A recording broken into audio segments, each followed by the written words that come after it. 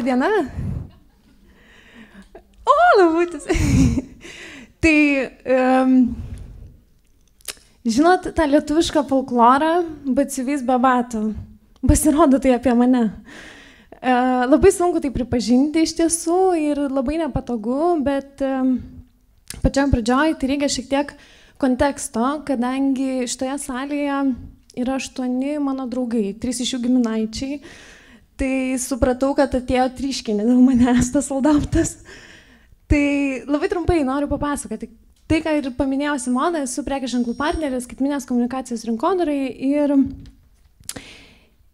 vienas iš nedaugelio dalykų, kas mano gyvenime yra labai nuoseklu, apart santuokos, bet šiandien apie ją, tai yra mano profesija, mano visa profesinė kelionė. Ir taip susiklostė, kad ta profesinė kelionė, aš visą laiką po studijų dirbau reklamoje, komunikacijoje, marketinge, pradėjau nuo kelių įvairių reklamos agentūrų ir kas įvyksta. Dar tuo metu aš net nežinojau to žodžio, dabar jisai ganėtinai plačiai yra afišuojamas, tai aišku įvyksta perdegimas. Ir ką reikia daryti, kad gydytis perdegimą. Dabar jau mes žinom, tai yra terapijos ir visa kita. Tuo metu man atrodė, kad reikia išeiti Santiago de Compostela. Taip ir padariau, Išėjau, nuėjau ten 11 ar kelius šimtus tų kilometrų, sugrįžau ir sakau, žinai, dabar darom viską kitaip. Kuriu savo reklamos agentūrą, dirbu savo verslą ir darysiu fainus dalykus su fainai žmonėm, nes su tais, kuriais dariau, buvo ne visada viskas fainai, gal labai gerai mokėjau, bet trūko to fainai. Tai taip ir atsitiko, pradėjau kurti savo reklamos agentūrą ir bildinau savo portfolio su įvairiausiais prekiniais ženklais, su įvairiausiais klientais. Man iš tikrųjų visai gerai sekėsi. Man iš tikrųjų gerai sekėsi.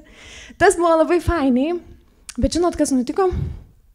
Kad kai tu išsiunti pasiūlymą X sumos vertės ir prie jos prisegi nelabai fainus PDF-us, čia daugiau neįsiu, kai prie jos prisegi nelabai fainus PDF-us ar kažkokius Facebook'o postus, nes tai yra 2016 metai, tu neturi website'o, bet tau kažkaip reikia pristatyti ir įrodyti, kad sumokėti tuos 10K yra verta, labai, nebefainiai.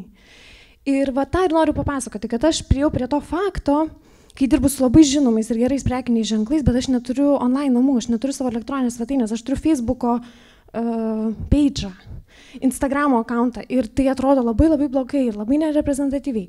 Ir viskas, faina problema, supratau, neturiu elektroninės svetainės, let's do it. Turbūt būtų keli scenarijai, dėja aš pasirinkau vieną blogesnių, taigi galiu padaryti pati. Šiaip, manau, potencialo turiu. Tai žinokit, kai sugalvojau pasidaryti tą elektroninę svetainę, vieną dieną sugalvojau, tą pačią dieną ir persigalvojau.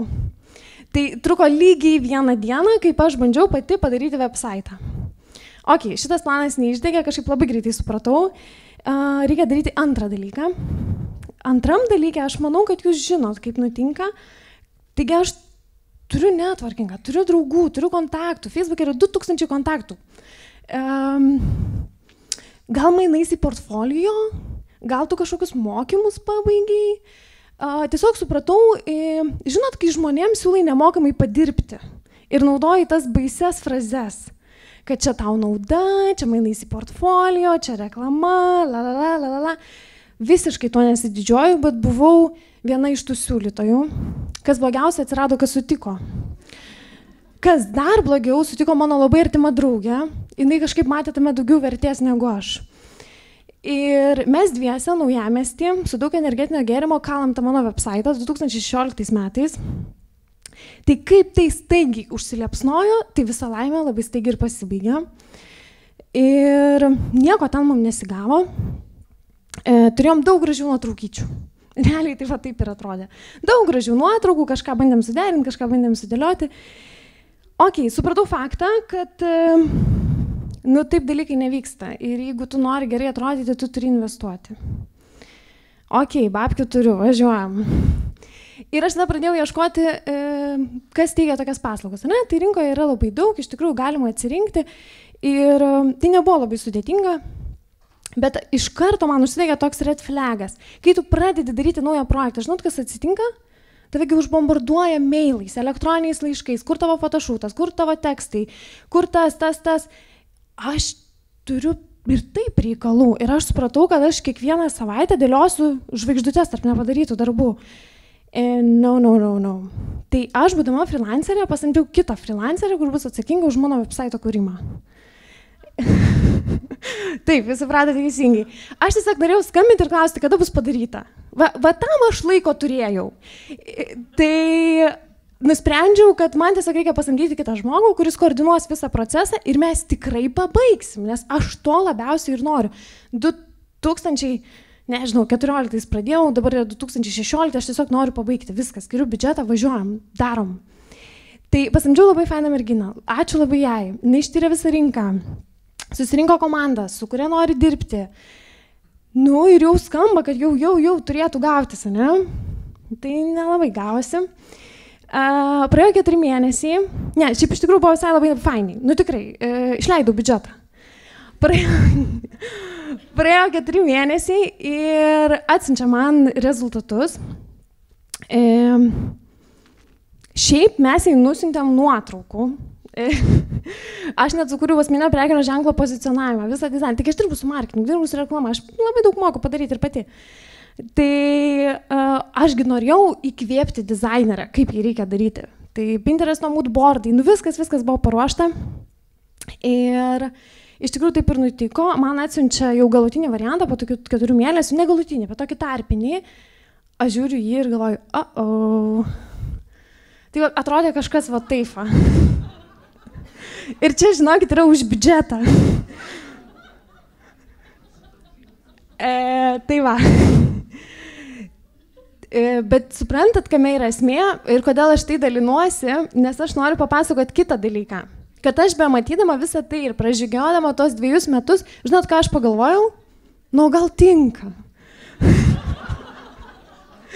Nu, man tiesiog labai reikia to puslapio, nu, gal bus gerai.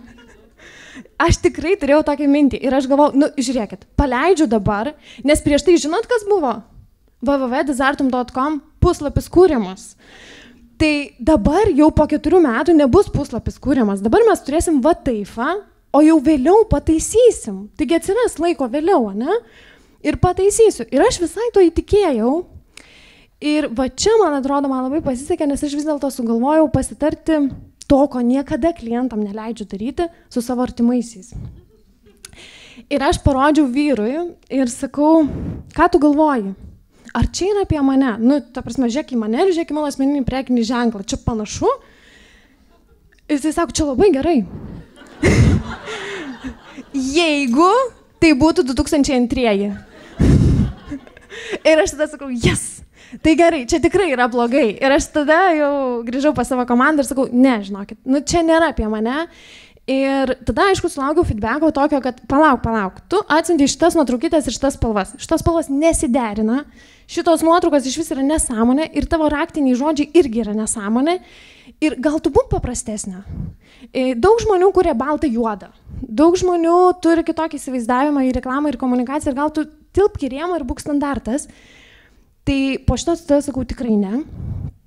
Ir tada mes pradėjom vėl iš naujo.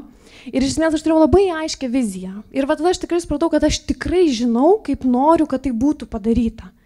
Aš tikrai žinau, kad kokios yra mano spalvos ir kokios nėra mano spalvos. Aš tikrai žinau, kokie yra mano raktiniai žodžiai. Ir jie ir yra gylis, nes aš nenoriu kažko šabloniško. Čia raktiniai žodžiai, kuriuos išfiltravo viena kūrėja, kuris susitiko su manim ir po 30 minučių išklausius visą mano heitą apie visą gyvenimą ir šitą procesą, jinai sako, tai aš supratau, tu nori spalvotai, moderniai, su tokio asmeniniu personal touch, kad tai nebūtų Vikso ar ten kažkoks kitoks šabloninis šablonas ir tau reikia labai to asmeniškumo. Nu, taip, su kuriuo aš darbiškai esu paruošus, čia turiu savo profilio nuotrauką, Instagramo highlightai. Tai va čia buvo tokia esama situacija, aš maždaug taip atrodžiau online erdvėje. Mes labai išsityrėme aplinką, konkurencinę aplinką ir visus mano labai artimus kolegas ir aš iš tikrųjų juos kiekvienus žiūrėjau su tokiu žavesiu, kad jie labai gerai rinkoje atrodo. Labai stipriai, labai aiškiai, jie labai puikiai save pozicionuoja. Ir ta prasme, aš irgi noriu taip. aš tik to ir noriu ateiti su savo asmeniniu prekiniu ženklu, su savo įvaizdžiu ir toliau daryti dalykus, kuriuos labai gerai moku. Tai we did it. Iš tikrųjų labai džiaugiuosi, nes mums pavyko tai padaryti. Ir po 4 mėnesių mes sukūrėm tai, ką aš ramia širdim šiandien galiu jums parodyti ir man negėda. Ir Dizartum.com įgavo tą vaizdą ir tą atspalvį, kurio aš labai ilgai norėjau ir tai buvo, 4 metų darbas, kurį galiausiai damušėm per 4 mėnesius. Tai va, dabar džiaugiuosi.